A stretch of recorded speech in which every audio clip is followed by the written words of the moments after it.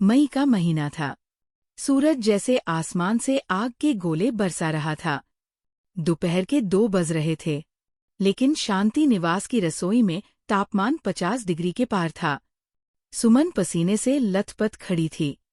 उसके चेहरे पर चिपके बाल और आंखों में आती जलन उसे चीखने पर मजबूर कर रही थी, लेकिन वो खामोश थी। छत पर शोर मच रहा था। रंजीत, उसकी ननंद रिद्धिमा और नंदोई विकास बच्चों के साथ पतंगबाजी कर रहे थे। हंसी के ठहाके नीचे तक आ रहे थे। सुमन के लिए ये ठहाके किसी खंजर की तरह थे। भाभी, ओ भाभी, जरा सुनिए तो। रिद्धिमा की तीखी आवाज सीढ़ियों से उतरती हुई रसोई तक आई। वो हाथ में एक खाली गिलास लेकर अंदर दाखिल हुई। रिद्धिमा ने सुमन की हालत देखी। बुरा हलिया, पसीने से भीगी साड़ी और थका हुआ चेहरा। पर रिद्धिमा के चेहरे पर हमदर्दी के बजाय एक कुटिल मुस्कान थी। उसने गिलास स्लैब पर पटका और बोली, भाभी, क्या आप भी कछुए की चाल से काम करती हैं? ऊपर सब प्यासे मर रहे हैं। जरा शिकंजी तो बना दीजिए, और हाँ, चीनी कम डालिएगा। विकास जी को डाइट का क्या रहता है? सुमन ने गहरी सांस ली। दीदी, अभी तो सबके लिए ब्रेड पकोड़े तलकर ऊपर भेजे हैं। अभी तो मेरा हाथ भी साफ नहीं हुआ। रिद्धिमा ने अपनी नाक सिकोड़ी। तो क्या हुआ? मेहमान निवाजी में हाथ नहीं देखे जाते भाभी। और वैसे भी साल भर में एक ही तो बार हम आते हैं। क्या 1 महीने के लिए आप अपनी सुख सुविधाएं नहीं छोड़ सकती? वैसे भी मायके में अगर बेटी का मन ना रखा जाए तो वो घर श्मशान जैसा लगने लगता है। सुमन का खून खोल उठा। पर तभी पीछे से उसकी सास अंजू जी भी आ गई। क्या हुआ रिद्धिमा बेटा? शिकंजी नहीं मिली अब तक? अंजू जी ने सुमन की ओर मुड़कर अपनी आंखों को सिकुड़ा। बहू, कान खोलकर सुन ले। ये मेरी इकलौती बेटी है। इसके ससुराल में तो ये नौकरानी बनकर रहती है। कम से कम यहाँ तो इसे वो सुकून मिलना चाहिए जिसकी ये हकदार है। तू क्या 2 नींबू नहीं निचोड़ सकती? बड़ी आई थकान का रोना रोने वाली। जा पहले शिकंजी बना और फिर रात के खाने के लिए शाही पनीर की तैयारी कर। अंजू जी का लहजा इतना जहरीला था कि सुमन को लगा जैसे किसी ने उसके जख्मों पर नमक छिड़ दिया हो। शाम के 4 बज चुके थे। सुमन का शरीर अब साथ नहीं दे रहा था। सुबह 5 बजे से वो उठी थी। पहले बच्चों के लिए अलग नाश्ता, फिर सास के लिए बिना तेल का पोहा, फिर ननद और ननंदोई के लिए आमलेट और पराठे। वह रसोई से बाहर कदम रखती ही थी कि कोई ना कोई फरमाइश आ जाती थी। तभी रंजीत रसोई में आया। वह अपनी टी-शर्ट पोंछ रहा था। सुमन, क्या मस्त ब्रेड पकोड़े थे। मजा आ गया। पर यार, जरा चाय तो चढ़ा दे। जीजा जी कह रहे हैं कि चाय के साथ अगर समोसे मिल जाते तो शाम बन जाती। सुमन ने अपना सिर पकड़ लिया। रंजीत, तुम भी क्या? तुम्हें वाकई नहीं दिखता कि मैं मर रही हूँ? 1 महीना हो गया है तुम्हारी बहन को यहाँ आए। 1 महीना? क्या उसे अपने घर की याद नहीं आती? क्या उसने यहाँ अपनी गद्दी बिछा ली है? मैं कोई मशीन नहीं हूँ रंजीत, मैं इंसान हूँ। रंजीत ने इधर उधर देखा और धीरे से बोला, सुमन, चिल्लाओ मत। माँ सुन लेगी। देखो, वो मेरी बहन है। मैं उसे जाने के लिए कैसे कहूँ? थोड़ा और सह लो। बस कुछ ही दिनों की तो बात है। कुछ दिनों की बात। सुमन फटी आंखों से उसे देखने लगी। पिछले 1 महीने से तुम यही कह रहे हो। तुम जानते हो कि वह यहाँ क्यों बैठी है? क्योंकि उसे अपने ससुराल में अपनी ननद की सेवा नहीं करनी। वो यहाँ रानी बनकर मेरा खून पी रही है ताकि उसे वहाँ काम ना करना पड़े। और तुम अपनी माँ के पल्लू के पीछे छुपकर मुझे कोलू का बैल बनते देख रही हो। रंजीत के पास कोई जवाब नहीं था। वो खामोशी से बाहर निकल गया। उसे पता था कि सुमन सही है, पर उसमें अपनी माँ और बहन का सामना करने की हिम्मत नहीं थी। रात के खाने का वक्त करीब था। रिद्धिमा ड्राइंग रूम में सोफे पर पैर पसाकर बैठी थी और टीवी देख रही थी। सुमन रसोई में शाही पनीर और गर्मागर्म फुलके बना रही थी। तभी रिद्धिमा रसोई के दरवाजे पर आकर खड़ी हो गई। भाभी, पनीर में जरा मलाई ज्यादा डालिएगा, और हाँ, कल सुबह नाश्ते में मुझे छोले भटूरे खाने हैं। विकास जी कह रहे थे कि आपके हाथ के छोले बहुत लाजवाब होते हैं। सुमन ने बिना मुड़े कहा, दीदी कल सुबह मैं नहीं बना पाऊंगी। मुझे बहुत तेज सिर दर्द है और मुझे आराम की जरूरत है।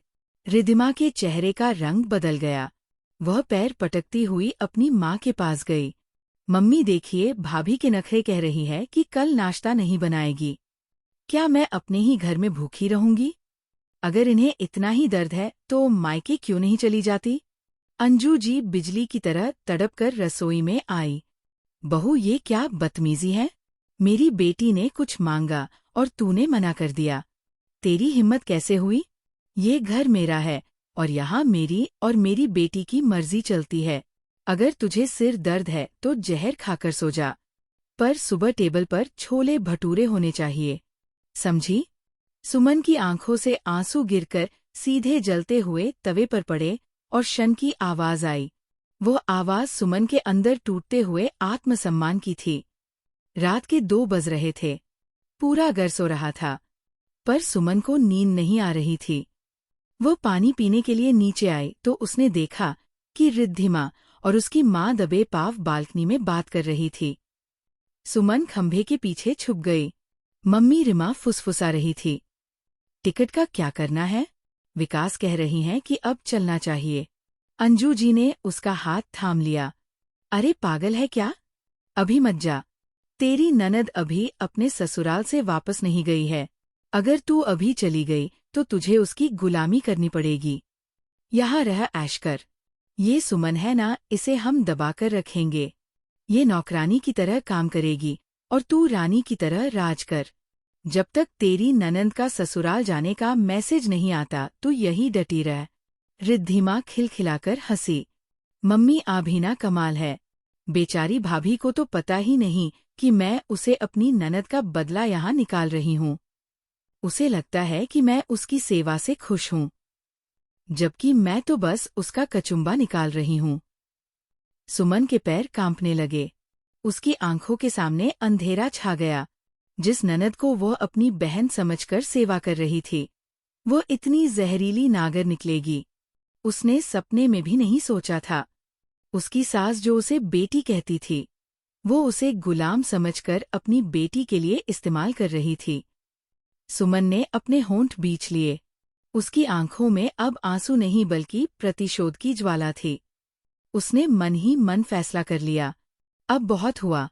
अब ये बिना दहाड़ की मजदूर नहीं बल्कि इस घर की रणचंडी बनेगी।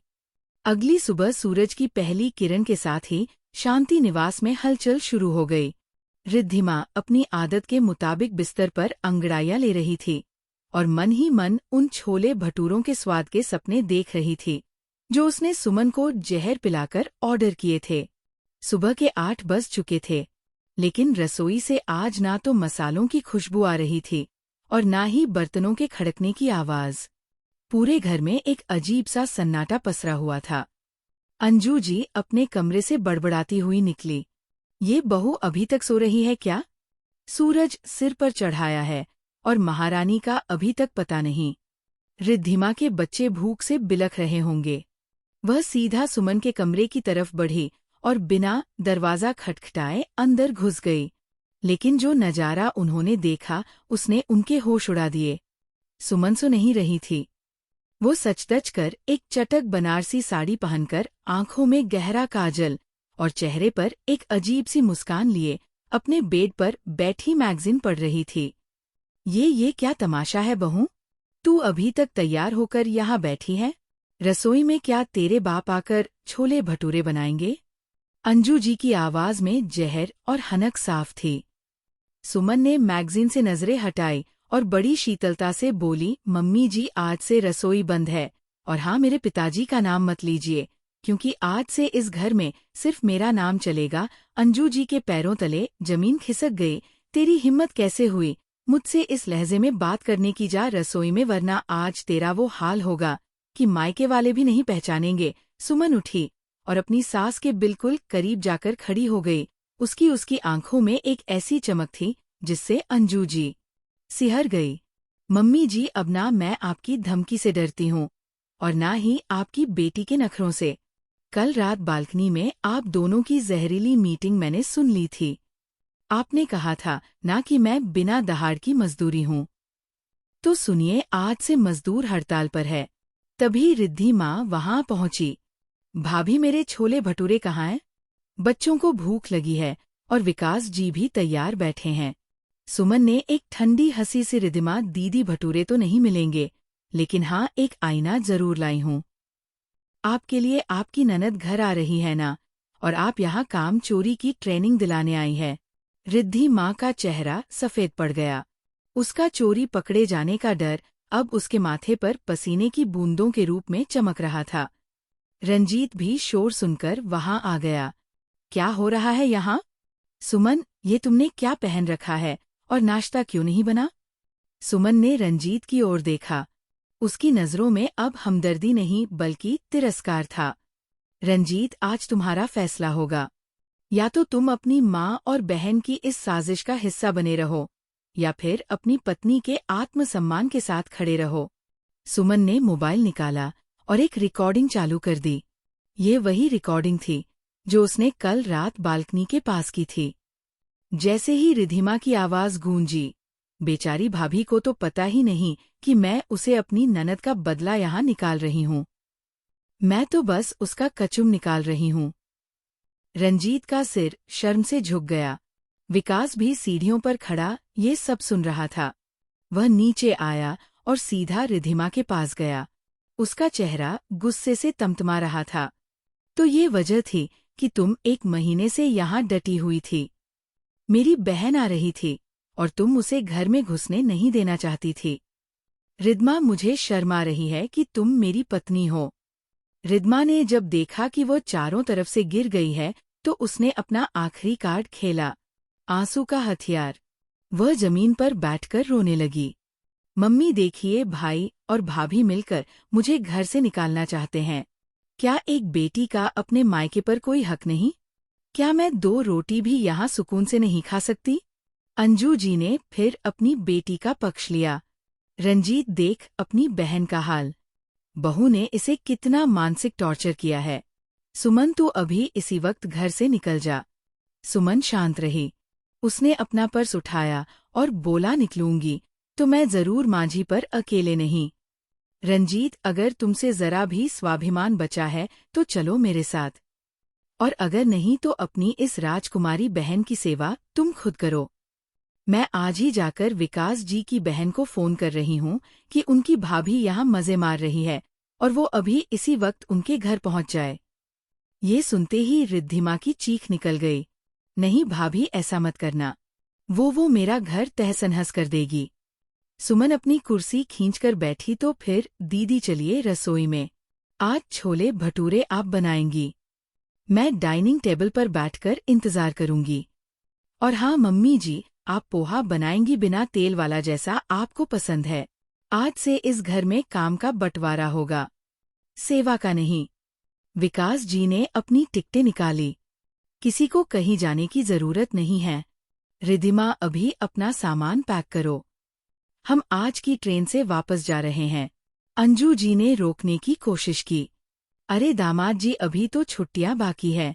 विकास जी ने कड़वाहट से कहा, माँ जी, छुट्टियां खत्म हो चुकी है। अब यहाँ सिर्फ नफरत बची है। और सुमन भाभी, हमें माफ कर दीजिएगा। हमने आपको बहुत कष्ट दिया। रिद्धिमा बदहवास होकर अपने कमरे की तरफ भागी। उसकी आंखों में अब वो घमंड नहीं था, बल्कि अपनी ननद का खौफ और अपनी भाभी के प्रति नफरत का मिलाजुला भाव था। अंजू जी रसोई के दरवाजे पर अकेली खड़ी थी। सुमन ने उनकी तरफ देखा और कहा, मम्मी जी, चाय की पत्ती ऊपर वाले डिब्बे में है। आज चाय कड़क बनाइएगा, क्योंकि आज मुझे जीत का जश्न मनाना है। रिद्धिमा और विकास का सामान पैक हो चुका था। ड्राइंग रूम में एक बारी सन्नाटा पसरा था। रिद्धिमा की आंखों में आंसू तो थे, पर वो पछतावे के नहीं बल्कि हार की जलन के थे। उसने जाते जाते सुमन के पास आकर उसके कान में फुसफुसाते हुए कहा, भाभी, आपने जीत तो हासिल कर ली, पर याद रखिएगा, इस घर की ईंट आज भी मेरी माँ की है। मैं जा रही हूँ, पर चैन से आपको भी नहीं रहने दूंगी।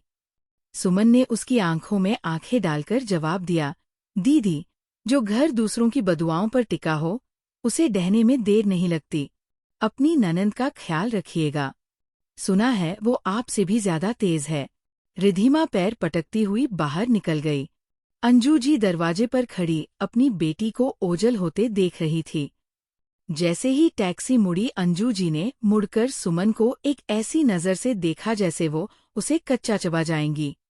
उन्होंने एक शब्द नहीं कहा, बस रसोई में गई और बर्तन पड़कने की आवाजें आने लगी। रंजीत ने सुमन का हाथ थामा। सुमन, सब ठीक तो हो जाएगा ना? माँ बहुत गुस्से में है। सुमन ने ठंडी सांस ली।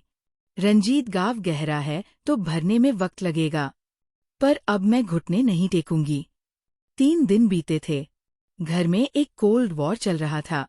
अंजू जी ने सुमन से बात करना बंद कर दिया था। वो खुद खाना बनाती और खुद खाती। सुमन कोशिश करती पर उसे बुरी तरह दुद्दकारा जाता। तभी एक दोपहर घर की घंटी बजी। दरवाजा खुला तो सामने एक स्टाइलिश ऊंची कद काठी की औरत खड़ी थी। बड़े बड़े सनग्लासेस हाथ में, डिजाइनर बैग और चेहरे पर गजब का अहंकार। ये शालिनी थी, रिधिमा की ननद और अंजू जी की दामाद की बहन। अंजू जी उसे देखते ही निहाल हो गई। अरे शालिनी बेटा, तुम यहाँ? अचानक शालिनी ने अंदर कदम रखा और सोफे पर ऐसे बैठ गई जैसे वह उस घर की रानी हो। उसने अपनी नजरें सुमन पर टिकाई, जो पानी का गिलास लेकर आ रही थी। नमस्ते मम्मी जी। दरअसल रिधिमा भाभी वापस आ गई थी तो मैंने सोचा मैं भी जरा घूम आऊं। सुना है आपके घर में लोकतंत्र आ गया है। बहू रानी ने तो पूरे घर को हिला कर रख दिया है। शालिनी ने तिरछी नजरों से सुमन को देखा। सुमन समझ गई कि रिद्धिमा ने अपनी ननंद को यहाँ हथियार बनाकर भेजा है। शालिनी कोई साधारण औरत नहीं थी। वह रिद्धिमा से भी 2 कदम आगे थी और साजिशें बुनकर में माहिर थी। शालिनी के आते ही अंजू जी के चेहरे पर रौनक लौट आई। उन्हें सिमन को नीचा दिखाने के लिए एक पार्टनर मिल गया था। शाम की चाय पर शालिनी ने अपना खेल शुरू किया। मम्मी जी, ये कैसी चाय बनाई है आपकी बहू ने? इसमें तो शक्कर ऐसी है जैसे जहर घोल दिया हो। और ये बिस्किट, हमारे यहाँ तो मेहमानों के सामने ताजा कचौड़ियाँ रखी जाती है। लगता है गोल्ड मेडलिस्ट भाभी को आतिथ्य की स्पेलिंग भी नहीं आती। अंजू जी ने आग में घी डाला। क्या बताओ बेटा, यहाँ तो अब हमें खुद अपना काम करना पड़ता है। बहू को तो बस मैगजीन पढ़ने से फुर्सत नहीं मिलती। सुमन ने शांति से जवाब दिया। शालिनी जी, अगर आपको कचौड़ियाँ खानी है तो बाजार पास में ही है, और यहाँ तक चाय की बात है तो सेहत के लिए कम चीनी ही अच्छी होती है। शालिनी ने चाय का प्याला मेज पर पटक दिया। जुबान बहुत चलती है आपकी। रिद्धिमा भाभी से ही कहती थी, आप इस घर की बहू नहीं, इस घर की दीमक है जो रिश्तों को खा रही है। पर याद रखिएगा, मैं यहाँ सिर्फ घूमने नहीं आई हूँ, मैं यहाँ सफाई करने आई हूँ। रात को सुमन ने सुना कि अंजू जी के कमरे में शालिनी और वह बहुत धीमी आवाज में बात कर रही है। सुमन दरवाजे के पास पहुंची। शालिनी कह रही थी, मम्मी जी, इसे सीधे रास्ते से निकालना मुश्किल है। हमें इसके चरित्र पर वार करना होगा। रंजीत भैया बहुत बोले हैं।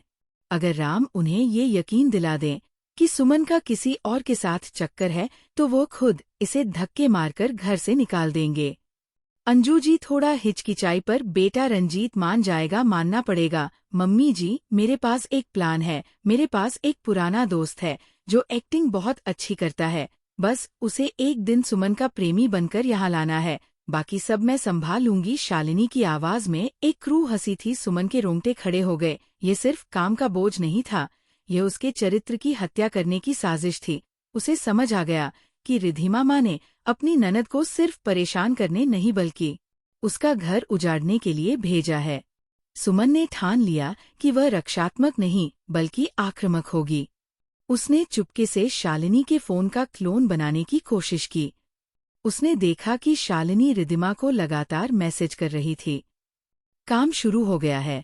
अगले हफ्ते तक सुमन सड़क पर हो गई। अगली सुबह शालिनी ने रंजीत के सामने नाटक शुरू किया। भैया, आज मैंने भाभी का फोन देखा। उसमें किसी राहल के बहुत सारे लव मैसेजेस है। रंजीत चौंक गया। क्या नामुमकिन? तभी सुमन कमरे में दाखिल हुई। उसके हाथ में शालिनी का फोन था, जिसे उसने सफाई के बहाने उठा लिया था।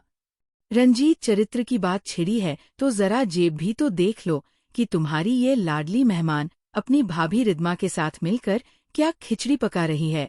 सुमन ने फोन का स्पीकर ऑन किया और फिर रिकॉर्डिंग चला दी, जिसमें शालिनी और रंजू जी चित्रहन की बातें कर रही थी। साथ ही उसने शालिनी के वॉच चैट्स भी दिखा दिए, जिसमें वह रिद्मा से पैसे मांग रही थी। रिधिमा, भाभी सुमन को निकालने के बदले जो आपने 2 लाख देने का वादा किया था उसकी पहली किस्त बेच दो। रंजीत के पैरों तले जमीन खिसक गई। उसने शालिनी की ओर देखा, जिसकी शक्ल अब देखने लायक थी। तो तुम यहाँ पैसे के लिए मेरा घर तोड़ने आई थी? रंजीत की आवाज में गरज थी। रंजीत ने शालिनी का हाथ पकड़ा और उसे घर के मुख्य दरवाजे तक घसीटते हुए ले गया। निकल जाओ मेरे घर से और रिमा को बोल देना कि उसका भाई मर गया है उसके लिए। आज के बाद अगर इस घर की तरफ नजर भी उठाई तो पुलिस में तुम्हारी साजिशों वाली चर्च जमा कर दूंगा।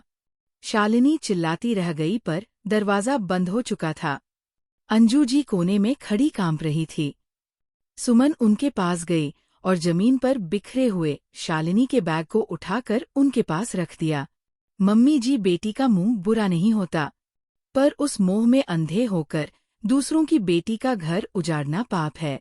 आज आपने रंजीत को भी खो दिया होता अगर मैं वक्त पर ना जागती। अंजू जी फूट फूट कर रोने लगी। उन्हें पहली बार अपनी गलती और अपनी बेटी की असली नियत का एहसास हुआ। उन्होंने सुमन के हाथ थाम लिए। बहू, मुझे माफ कर दे। मैं उम्र में बड़ी होकर भी अकल में सबसे छोटी निकली। सुमन ने उन्हें गले लगा लिया। शांति निवास में अब वाकई शांति आने वाली थी, और इस बार वो शांति साजिशों वाली नहीं बल्कि भरोसे वाली थी। तो दोस्तों, आपको ये कहानी कैसी लगी कमेंट करके हमें अपनी राय जरूर बताइएगा। कहानी अच्छी लगी हो तो वीडियो को लाइक कीजिएगा। चैनल पे नए हो तो चैनल को सब्सक्राइब कीजिएगा। Thank you.